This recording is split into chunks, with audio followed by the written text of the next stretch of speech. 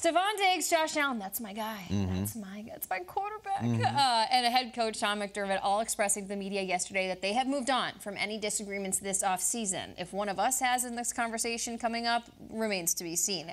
For now, though, it's all water under the bridge for those three characters. Think back to last preseason when the Bills were the darlings of the AFC. This year, it's Jets, it's Dolphins, it's Bengals. The Jaguars even have people talking about the way they ended their season. So, question is, should fans be as high on the Bills as they were this time last year? Kyle, we must go to you because you are a bit of a resident Bills guy for us. Should be as high, won't be, though. Yeah. The hype and being high on a team usually comes from how the team ended the season. And 2 years ago, we saw the greatest game we've ever seen in our lives, and the Bills just lost because they lost a coin toss. Last year, just dud city. Weird playoff game against Miami and then just dud against the Bengals. The fact is, if you just look at the team this year and what they got, you should be like, wow, this team's incredible. I don't think Josh Allen's going to throw 17 interceptions this year. I think the running game's going to be better. I think they're going to be healthier. There's a thing that's going on with McDermott that's true McDermott stuff where he's trying to, he's actually going the opposite way, being like, let's make the hype even lower. So everybody's losing their minds because, Josh is going to come out of the huddle. He's going to have Steph and Gabe, and he's going to have the law office of Dalton and Dawson. He's got Dalton Kincaid. And Sean McDermott came out because everyone's freaking out about this tight end that they drafted. McDermott says, I'm around my TV in the offseason, and that breaks, so I get a chance to watch all the stuff that's said. Sean comes on our show all the time. He's like, can the guy just have one practice out there before we start hyping him? The answer is no, Coach. He cannot. He's going to have 100 catches. He's going to be first-team All-Pro. Yes. Dawson's going to be second-team All-Pro. Yep. The weapons are all there. I think that the one thing that is really foreboding for Bills fans is, I've said this, you had a window and that window is closed, meaning only that window in the AFC East where the other teams were like not much. They didn't have quarterbacks to speak of. The Jets were floundering. The Dolphins were trying to build something, and the Patriots were in that rough post-Brady era. That era is over. You had a window. You won a few T-shirts. And you won nothing else. So that window's closed. Those are going to be tougher games now. But I think the Bills are better on paper than they were last year. I think they're going to be healthier, and I think Allen is going to be better. So you should be higher on him, but I know no one will be. And I think that's probably good for Buffalo. The Dalton Kincaid comparisons during the draft were, he's like Travis Kelce. I know. Travis Kelce is one of the greatest, if not the greatest, tight end of all time. That's a lot to live up to, but that's just what we do in the draft world. Apparently, the first rep of the first practice was a pass to Kincaid, and he caught it with beautiful. Wow. And it's like, here we go! Right down the seam, down the middle, he's going to control it. You look at this Buffalo Bills team, and I went back and listened to what Stefan Diggs said yesterday in his presser, and one of the things he said was, most of his football is behind him than in front of him. And I think about him and the relationship and the emotions and the passion and all of that at which he plays with.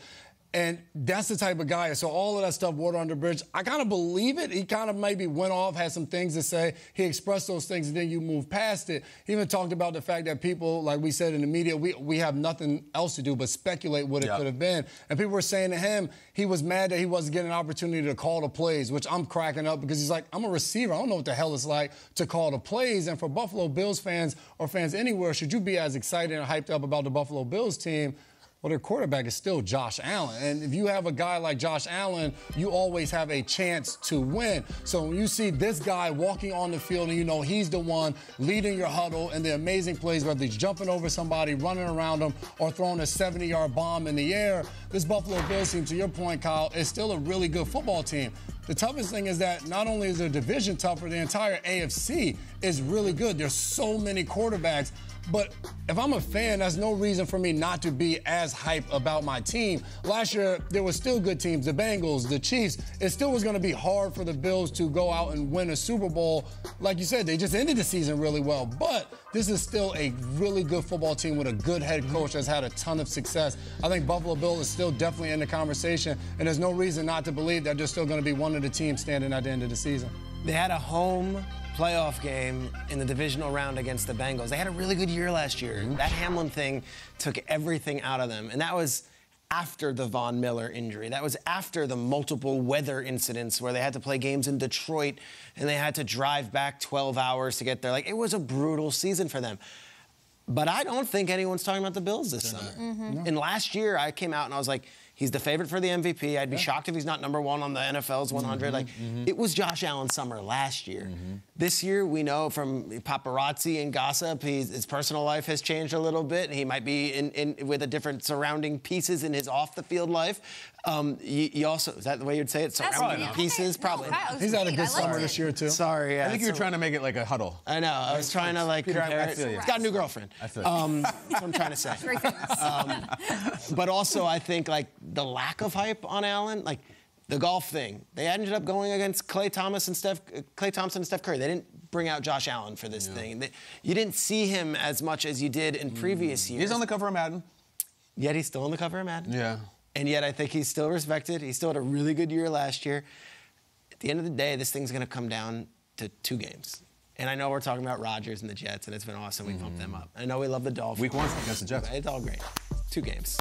One of these games. Okay, let's go. Let's go. Because it's a 3-team conference the last few years. It has been the Bills, it has been the Bengals, and it has been the Chiefs.